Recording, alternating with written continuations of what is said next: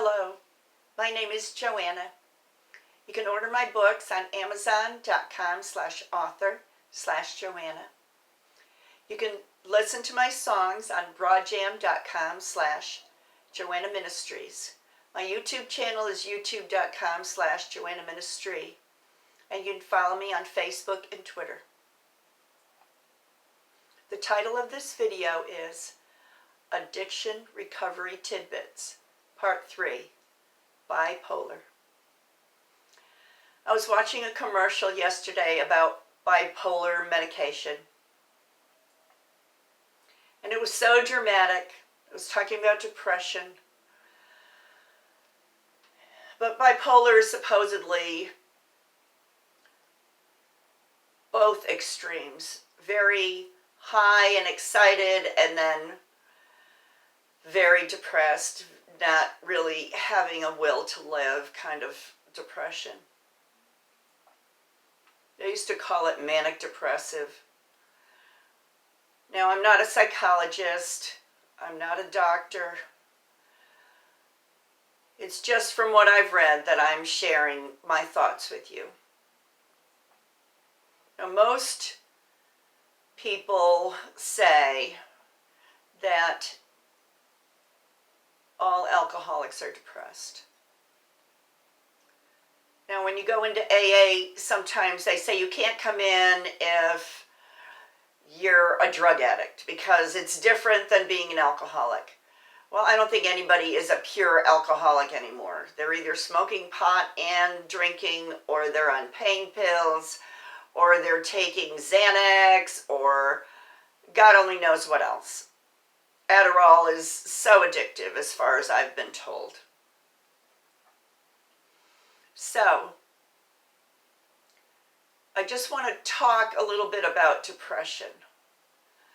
Now, I also have read, and in my experience of dealing with my own recovery from being in the family of an alcoholic, that depression is very often anger turned inward. Now, a lot of times with an alcoholic, because they have such high standards of what they think they should be, they're very often very perfectionistic and think that they are sometimes God, where they act like everybody has to do what they want them to do. That they get very depressed when they don't meet their own expectations. Now, the concept of competing with your higher self is something I've been reading on YouTube. Instead of competing with other people and saying, I'm better than you, and therefore I can dominate you, or whatever the control issue is, if we compete with what we believe God wants us to do and what our calling is and our purpose is for this life, then we won't be envying and jealous of other people and what they accomplish. We'll just be looking at God and ourselves, which is kind of what they teach you in Al-Anon. Get the focus off of the alcoholic onto yourself, and pray that God will show you what He wants you to do in your life. And when you submit your will and your life to God, He changes the desires of your hearts.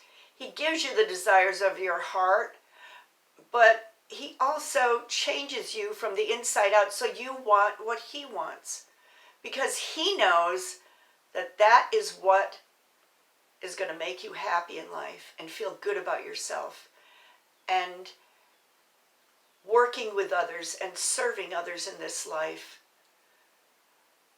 And in that way, you will be happy with yourself. So those are just some more thoughts. We'll talk again soon. Bye-bye for now.